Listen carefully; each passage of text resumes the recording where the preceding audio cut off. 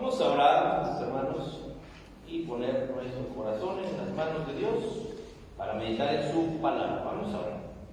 Padre, te damos las gracias por concedernos este tiempo. Rogamos que seas tú, mi Dios, quien nos guíe, Señor, para poder entender tu palabra. Sabemos que la voz del Espíritu Santo hará eco en nuestro corazón y que podremos entender la palabra, Señor, y asimismo creerla, obedecerla, predicarla, Señor. Así que dejamos este tiempo en tus manos, Señor. En el nombre de Cristo Jesús. Amén. Tomen sus lugares, hermanos.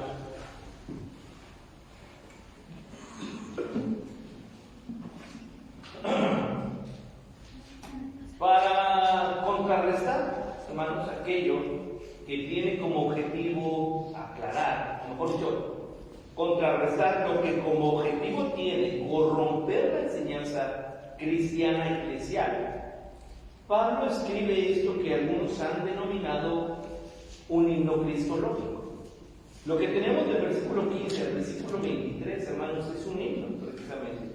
Desconocemos, la verdad, si es que lo cantaban en la iglesia o no. Lo que sí sabemos, hermanos, es que tiene una forma tan ideal para poder cantarse. Y el tema central que tiene que es Jesucristo. Recordemos que entre las herejías que se habían infiltrado a la iglesia, hermanos, estaba por lo menos encabezando de manera fuerte el gnosticismo. O sea, Dios no puede usar carne. ¿Por qué? Porque la carne es mala. Porque la materia es mala. Así que definitivamente significa que Jesús no es Dios. Otra herejía que se había infiltrado es el judaísmo. Y el judaísmo, hermanos, naturalmente niega la divinidad de Jesucristo. Y la última, hermanos, que era el culto a los ángeles, ¿verdad? Diciendo que también a los ángeles hay que adorarlos. Este himno, hermanos, es un compendio de cristología tan magnífico del que podemos aprender nosotros, hermanos, a confiar plenamente en la persona de Jesucristo, tal cual lo presentan las Escrituras. Si usted vino la semana pasada, sabrá que desde el versículo 3 al versículo 4, Pablo ora por la iglesia. Esa es una oración, pero termina hablando y pidiendo acerca de lo que Dios hizo en la iglesia o por la iglesia a través del Hijo. Y no ha cambiado el énfasis. Es el Hijo de Dios el protagonista, porque aquellos que no saben leer la Biblia y que se llaman detractores de la Escritura, dicen, a ver, ¿en qué parte del versículo 15 al versículo 23 dice Jesús? ¿Dice Cristo? No lo dice. Entonces, ¿de quién está hablando? Para eso, hermanos, en las primarias nos enseñan lo que es la comprensión de lectura. Y si usted pone atención, hermanos, el versículo 14 no es el punto final, sino está cerrando la oración dándonos el tema central de quién está hablando. Y Pablo está hablando de el Hijo. ¿Quién es el Hijo de Dios? Jesucristo. Y ahí es de donde ese nombre tan poderoso, que es sobre todo nombre, es lo que enlaza lo que sigue a continuación. Él es la imagen del Dios invisible, el primogénito de toda creación. Es la forma en la que dice Pablo, el Dios invisible se hizo visible a través de Jesús. Aquellos que no tenían una magnitud o una forma de cómo dirigirse a Dios, ¿qué creen? Dios se acercó a nosotros. Y fue Jesucristo. Queremos conocer a Dios, tenemos que acercarnos a Jesús. Jesús mismo lo dijo, si alguien quiere llegar a Dios, Él es el camino. Nadie puede llegar al Padre si no es a través de Jesús. Así que Él es la imagen. Si queremos saber de Dios, número uno, vamos a las Escrituras. Y las Escrituras nos van a llevar a Jesucristo. Y es Jesucristo en su obra redentora que nos lleva a Dios. Así de sencillo. Ahora, hay una palabrita, hermanos, que ha creado confusión en los que no saben leer la Biblia. Cuando dice el primogénito de toda la creación. Porque aquellos que no entienden todo el contexto, dicen, si es el primogénito de la creación, significa que Él es el primero en ser creado. Y hasta ahí, si el texto terminara ahí, sí nos daría un dolor de cabeza. Pero cuando leemos todo el contexto, hermanos, nos damos cuenta que la palabra primogénito, en el sentido de Jesucristo, no significa lo que nosotros estamos pensando. Para nosotros decimos, mi hijo primogénito, que significa que vienen otros, ¿verdad? Hay detrás otros hijos. Entonces, este es el primogénito, el segundo, ¿cómo se llama? El segundo génito. El segundo hijo, ¿verdad? Entonces, así sería. Pero no en la condición de Jesucristo. Entonces, ¿por qué dice eso? La palabra primogénito aquí, hermanos, se tradujo así, pero en realidad está hablando de primacía. Él es el príncipe, es el Señor de la creación. ¿Cómo lo decimos? ¿Es un invento mío? No. Sigamos leyendo. La Biblia explica la Biblia. Porque en Él fueron creadas todas las cosas. No dice que Él fue el primero en ser creado. Dice que Él es la raíz, Él es el origen de toda la creación. En Él fueron creadas todas las cosas, las que hay en los cielos y las que hay en la tierra, visibles e invisibles. Y mire cómo lo pone, sean tronos, sean dominios, sean principados, sean potestades. Todo fue creado por medio de Él y para Él. Y si todo fue creado por Él, ¿cómo puede ser Él parte de la creación? Entonces, aquí la misma Biblia nos está diciendo entonces en qué consiste cuando dice que Jesús es el primogénito dentro de la creación, que Él es el origen. Todo tiene un origen en Él. Hasta científicamente, hermanos, se le llama la primer causal en física.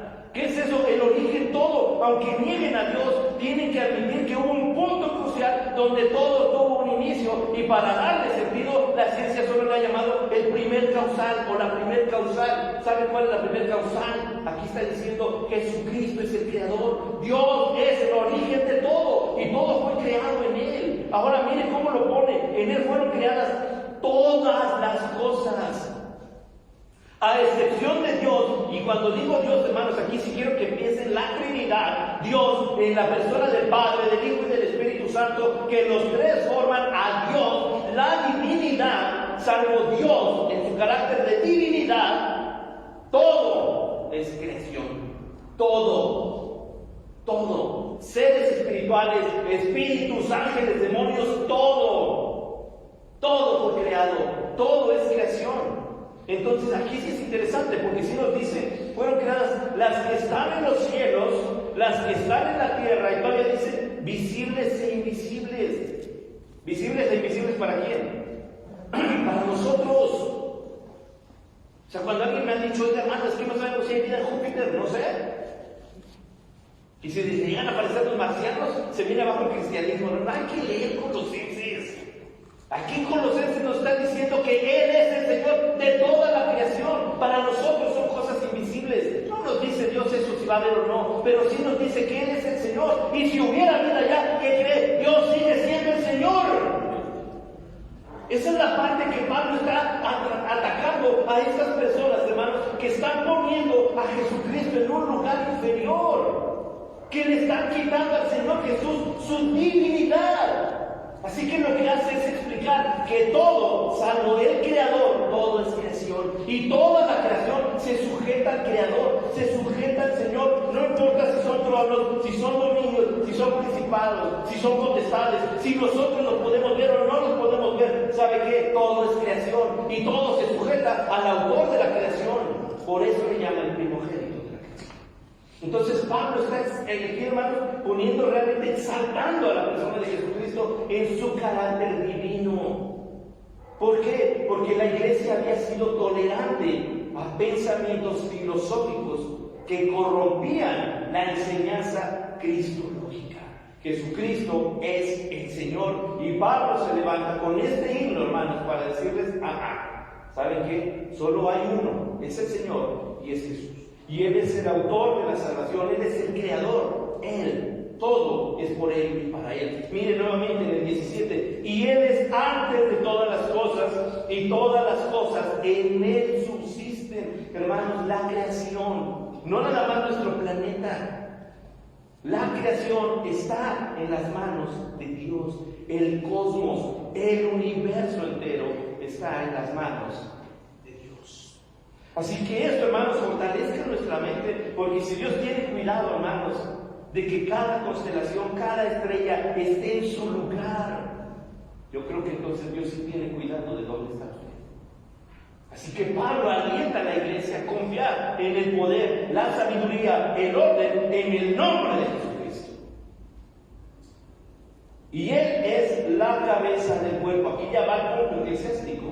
Y Él es la cabeza del cuerpo, que es la iglesia. Recordemos que la iglesia en Colosas ya también andaba adorando seres espirituales. Entonces dice, no, el único que puede ser glorificado es el Señor, porque Él es quien, la cabeza del cuerpo. ¿Y quién es el cuerpo? Nosotros, la iglesia. Así que ¿a quién se le canta? ¿A quién se le glorifica? La palabra de quién enseñamos. Y si algo se desvía de eso, hermanos, deja de ser iglesia de Cristo. Porque el que recibe la gloria en la iglesia es Jesucristo. De quien se habla y se predica en la iglesia es Jesucristo. De quien salimos a compartir, hermanos, cuando usted comparte las nuevas de salvación es de Jesucristo. Así que Pablo establece este orden, el primogénito de entre los muertos, hermanos, nuevamente ocupa la palabra, y aquí sí es la primicia de la resurrección. Sí se nota una diferencia entonces, porque después de ya viene la cadena, hermanos, de aquellos que resucitan en Jesucristo. ¿Quiere usted entender más? Venga a hacer la escuela dominical, que es el comercial. Venga a hacer la escuela dominical, que es lo que estamos viendo, precisamente eso, para que en todo tenga la preeminencia. Fíjense, cuando habla ya de la resurrección, cuando habla al principio de los muertos, hermanos, aquí se engloba todo: vida, muerte, todo el Señor está por delante. Por cuanto agradó al Padre que en Él habitase. Esto es poderoso, hermano, para cuando le digan que Jesús no es Dios, marque este versículo: por cuanto agradó al Padre que en Él habitase toda plenitud. Cuando se refiere a la palabra plenitud, hermano, no es que decía que era un hombre completo, está hablando de la esencia de la divinidad. Así que este texto está diciéndonos que Jesús es Dios. No hay más. Fíjense bien, Él es la imagen del Dios. Él es el autor de la creación, de lo que nosotros podemos ver y de lo que no podemos ver. Él es el origen y Él es el que sostiene el universo en sus manos. Él es el que debe recibir la gloria en la iglesia. Él es el primero que mostró, manejó, venció la muerte, hermanos, con la resurrección, para que en todo tenga preeminencia. Nadie puede hacer lo que hizo Jesús. Por eso Pablo dice solamente Él. Y después dice, por cuanto agradó al Padre que en Él habitase. Esto es el plan de Dios, hermanos. Jesús con toda la plenitud de la divinidad. Más adelante vuelve a repetir este concepto, lo vamos a ver en el capítulo 2. Pero vuelve a insistir Pablo en esto. Y si solamente Jesús es la imagen de Dios invisible, nadie más, esto habla de la posibilidad entonces de que Jesucristo sea quien dijo ser y quien comprobó ser Dios encarnado. Y después, hermanos, versículo 20 en adelante, este himno continúa ya no con un poema cristológico, sino con un poema o un himno, hermanos, de redención. Habla aquí de la obra que hace, hermanos, Jesucristo con su muerte y resurrección, y es redimir al pecado. Así que Pablo en este bloque, hermanos, establece el carácter y el lugar de Jesucristo y establece la gloria de su obra perfecta para que la iglesia no pierda, por lo menos de vista, porque somos una iglesia cristiana. No podemos ser una iglesia cristiana, hermanos, si negamos que Jesucristo se encarnó. Por eso a mí me encanta la Navidad, hermanos. Uno de mis hijos me preguntó esta semana: ¿por qué te encanta la Navidad, papá? Yo veo que sonríes cuando viene Navidad y pones el árbol. ¿Por qué te encanta la Navidad?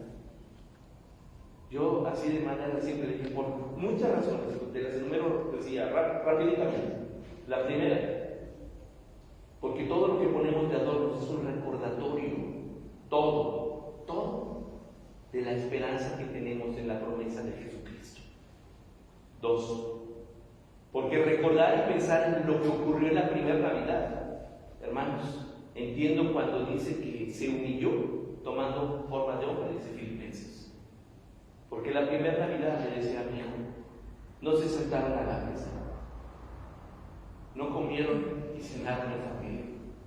La primera Navidad fue un lugar lúgubre, oscuro, sucio. Imagínate a una mujer con dolores de parto y a un esposo desesperado por no tener anestesia, por no saber qué hacer para poder ayudar a su esposa que naciera el Hijo de Dios. Ese es el amor de Dios por nosotros. Tercero, porque al pensar en la Navidad obligatoriamente pienso en la cruz. El objetivo de que Jesús estuviera en el pesebre es para venir a morir en la cruz. Cuarto, quinto, ya me detuve. Porque mis padres me enseñaron a dar gracias a Dios por la encarnación. Así que cuando pienso en la Navidad, recuerdo a mis padres. Y recuerdo esas Navidades complicadas, esas Navidades en las que nos vimos afligidos. Y puedo decirle a Dios gracias, porque nos permitiste llegar hasta acá y aprender y valorar. Y ahora en Navidad están ustedes. Así que si te fijas, es una línea de la misericordia de Dios. No me emociona tanto ver las luces, me emociona pensar en lo que hay en el origen de esto. Y como cristianos, hermanos, realmente pensar en lo que consiste en la encarnación. Habla del poder, la misericordia y la gloria de Dios. Porque en esa noche, hermanos, Dios se manifestó y la gloria de Dios se la revelaron los ángeles a los pastores y una estrella se le reveló, hermanos, de parte de Dios a los magos. Total, que la encarnación no pasó por alto. Para aquellos que dicen que la Biblia no manda a celebrar la Navidad, no entiendo qué Biblia leen. Pero yo veo en la Biblia, hermanos, la indicación de Dios para decir, vayan y den las buenas nuevas de que Cristo ha nacido. Y entonces, hermanos, la iglesia tiene que predicar la encarnación. La iglesia, hermanos, debe predicar que Jesucristo es Dios, no solo porque lo dijo, no solo porque Él lo creía, sino porque Él demostró quién era Él. Y no ha existido ni un solo hombre, hermanos, por muchos líderes que se hayan levantado, que haya igualado las obras de Jesucristo. Nadie lo puede ser. Y tercero, hermanos, o cuarto, quinto. Y además de eso, la iglesia tiene que proclamar el Evangelio de Jesucristo. En el momento en que una de estas tres cosas, hermanos, se olvida la iglesia, dejamos de ser iglesia cristiana, porque perdemos de vista el sentido de ser cristianos. Así que para Pablo es tan importante decir esto, y por medio de Él, fíjense bien, de Él, de Cristo, reconciliar consigo todas las cosas. Si no fuera por Cristo, no habría forma de reconciliarnos con Dios. Así que las que están en la tierra como las que están en los cielos, haciendo la paz mediante la sangre de su cruz, el sacrificio de Cristo, nos da acceso al cielo. Y se dirige a la iglesia de Colosas. Recordemos que aquí ya no solamente eran judíos, ya eran gentiles. Y a vosotros también, que erais en otro tiempo extraños, eran ajenos al Evangelio, ni siquiera sabían del mensaje, y enemigos mediante vuestra mente. Y esto habla del pecado que hay, no solamente por ser gentiles, sino por ser pecadores. A partir del Nuevo Testamento, recordemos, Pablo dice que en Gálatas ya no hay más judío, ya no hay más griego, ¿verdad? Ahora somos de la fe, como lo pone él. Así que por vuestra mente, haciendo malas obras, ahora os ha reconciliado. Nuevamente, ¿cómo obtuvimos una reconciliación con Dios? Solo y únicamente, solo por Jesucristo. En su cuerpo de carne, encarnación, recordemos por qué menciona esto. Ya entendiendo esto más, sabemos por qué Pablo es insistente. Por medio de su muerte, Jesucristo murió. Sí tenemos que decirlo, sí murió, pero resucitó para presentaros santos y sin mancha e irreprensibles delante de Él. La muerte de Jesús fue en favor de usted y fue en favor mío. Así que esto tenemos que predicar, la muerte de Cristo, sí.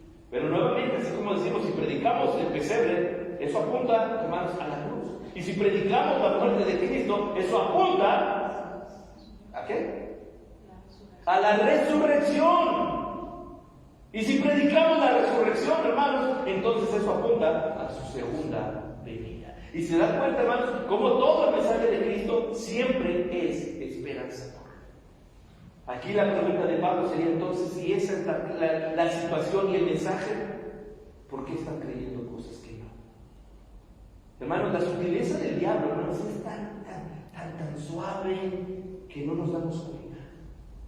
El un poquito, el sí, pero no ha de ser tan malo. Eso es del diablo, hermanos. Dios nos llama a santidad, no a ser permisivos. Y si Dios dice no, yo no puedo decir tantito, no es malo, ¿verdad? Pues lo hacemos nosotros también en la iglesia.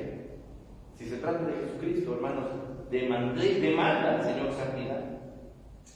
Si en verdad permanecéis fundados y firmes en la fe, y sin moveros de la esperanza del Evangelio, miren todo lo que acabamos de decir, que habéis oído, el cual se predica en toda la creación que está debajo del cielo, del cual yo, Pablo, fui hecho ministro.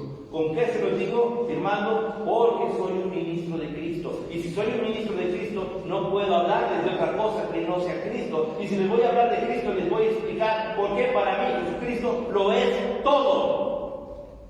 Y entonces, con este himno, hermanos, nos presenta a Jesucristo como Dios verdadero, como hombre, hermanos, como verdadero hombre. Nos presenta a Jesucristo como aquel que expió el pecado en la cruz, como aquel que se convierte en nuestra esperanza como cristianos y como iglesia.